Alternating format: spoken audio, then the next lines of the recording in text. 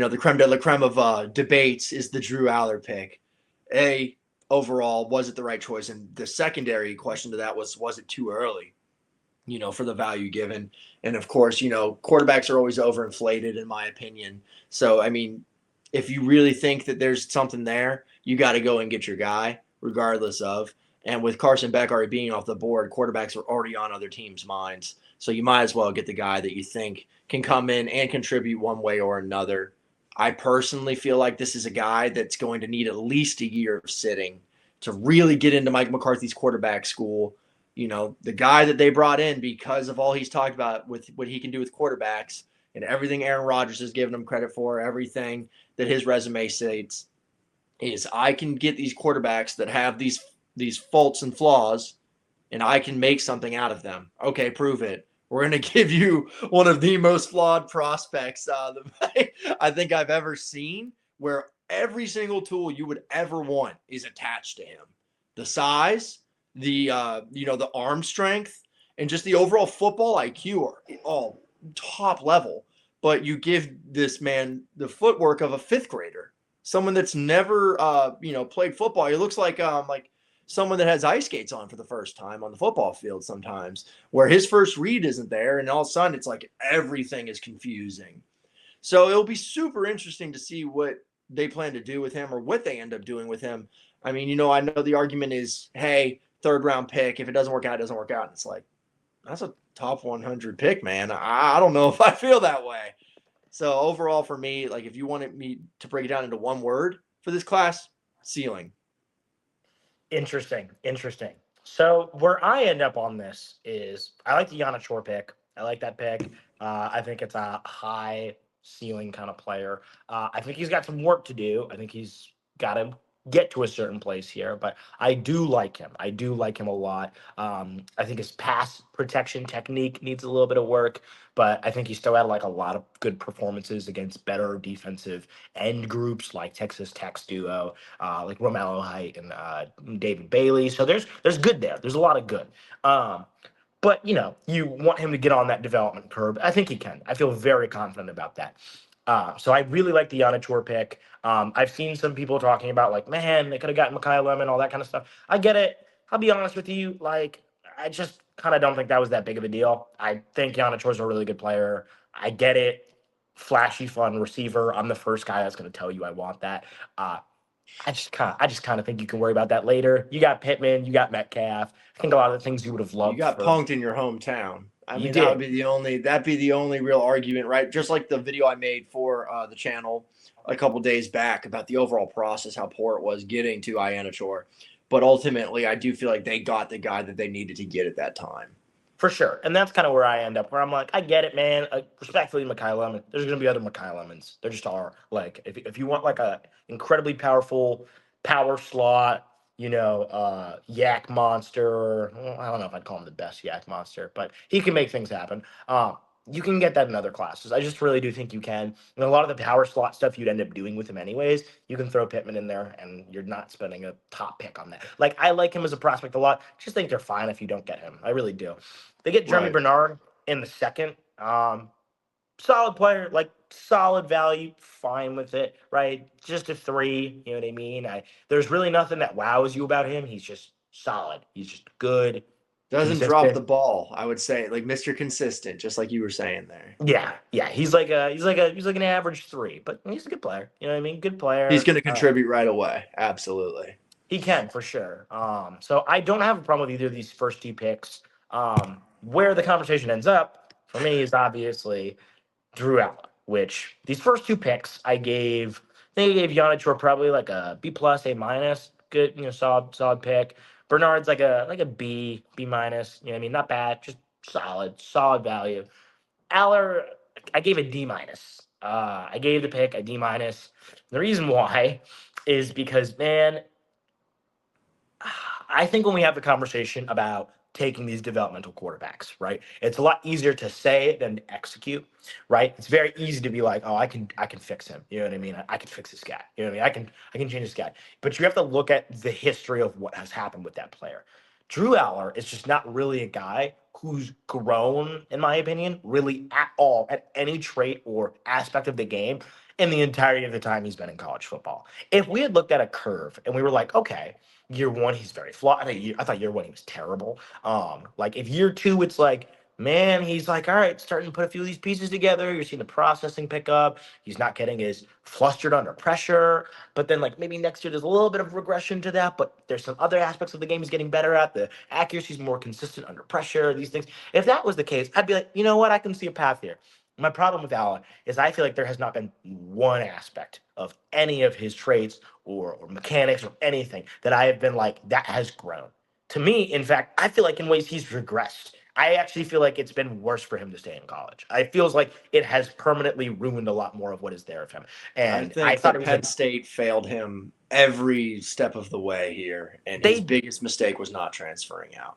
They did. I also think he failed himself. I really think he just has not shown like any progress. I mean, I don't even think Penn State likes him. Penn State fans don't like him because he crumbled. I mean, crumbled in all of their biggest games. Absolutely fell apart like bad. Like not like, hey man, you see the trade still, you see, the processing has these moments. It's just they happen way too far and few between. Like to me, it's like once you start making the pitch for Drew Aller, to me, you might as well be making that pitch for Taylor Green, right? If the pitch is this big, like, well, look at the trades, look at this, look at what he can do. It's like, well, then why aren't you just taking Taylor Green in the fifth? You know what Because I of mean? the football IQ and the throwing motion I don't and think just the I overall quarterback mechanics side of it when it comes to the upper body, right? Like I already said how I feel about his feet and his I feet are just abysmal, and I I'll give I you that think all day.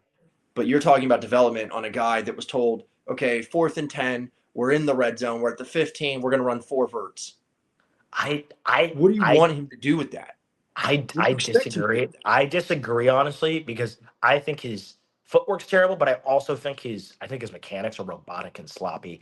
I think his processing is bad. I think his processing is terrible. I think he struggled to do like very simple things in a very simple offense, and then when it would escalate beyond that, he became somehow even worse. And so for me, it's like there's not even a baseline here. There's not even a baseline of like this guy can operate quick game. He can't.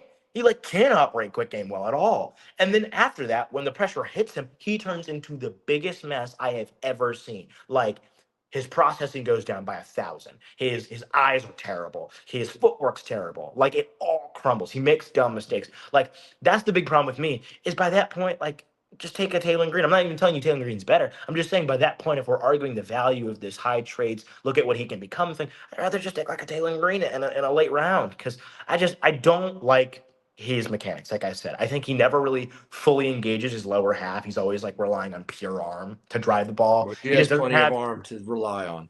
Yeah, but you can't. But when you do that, you lose the fundamentals of your mechanics, and you just look so ridiculous. And you can tell. Nick Tice brought this up like a year ago, where it's like you can tell that a lot of his mechanics have been ingrained in him by early like high school QB like coaches in the way that he throws, and that unfortunately, it just seems like it's something that is just never gonna like disconnect from him because it's not even like a man he's throwing the ball in a very raw way. It's like he's throwing the ball in a very certain mechanical way that he just won't break from, like because it's been ingrained in him so aggressively. And even then, I struggle with looking at the touch sometimes on the balls. I think he lacks lower body torque and it makes his accuracy fluctuate. Like he's just not really on deeper routes, you see it especially. It's just like, man, he's just not driving the ball. Like it just feels very weird. Like his hips are always open. He's got very weird hip issues. He just has such a robotic style. I'm very negative on his mechanics. I think his mechanics are really, really, really bad. Like really bad at all across the board. And I think even if you told yourself, well, I can fix those things, they haven't been fixed in 3 years. Like those haven't gotten With the better. The same coaching staff for all 3 years. it's still what that concerns me that there has been not an ounce of growth in any aspect of your game in 3 years, right?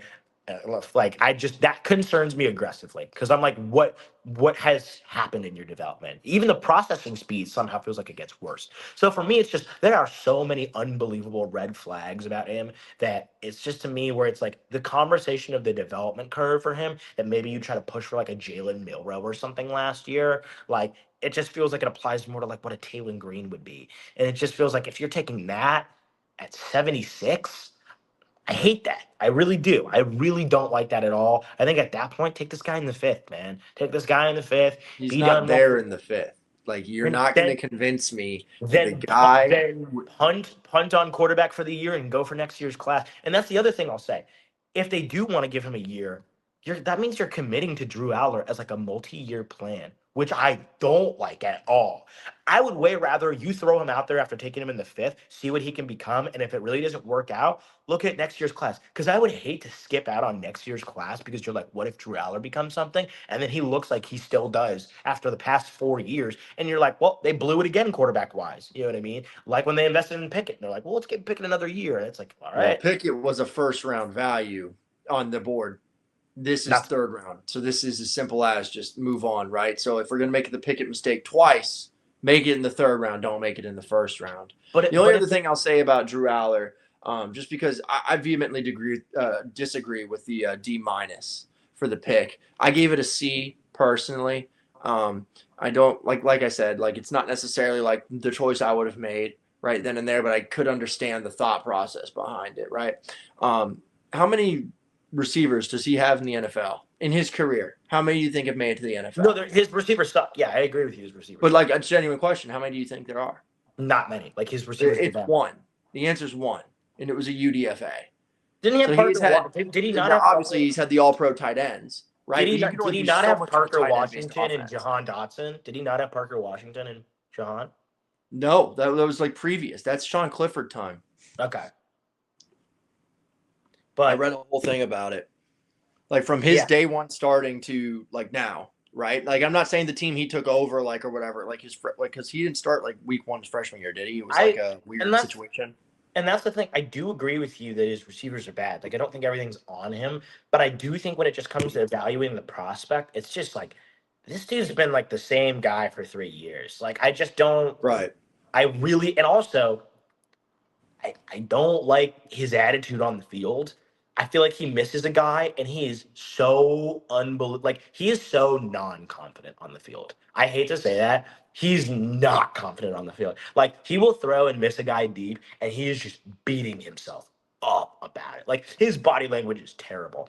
And it's like, man, it's already bad enough that you haven't made progress in 3 years. You look like you don't believe in yourself at any point ever. Like, and I hope that changes. You hope a guy Right. builds confidence, of course. Like, I'm not saying like, haha, he doesn't believe in himself. I want him to believe in himself, but it really feels like he like is so not confident in himself at all. It feels like he misses Right. a guy and he's like, I'm the biggest idiot in the world, and it's like, dude, like you'll see him in these post game conferences too, and it's just like, I just you can't have that kind of mentality and think anything's gonna change. It's just there's a lot of aspects of it, man, where I'm like, I get taken the dart throw. Not here. Not at 76, man. I don't love it there. And then especially if it's a multi-year plan, you're screwing yourself over for next year. And I just don't think a guy like this is the guy you invest in.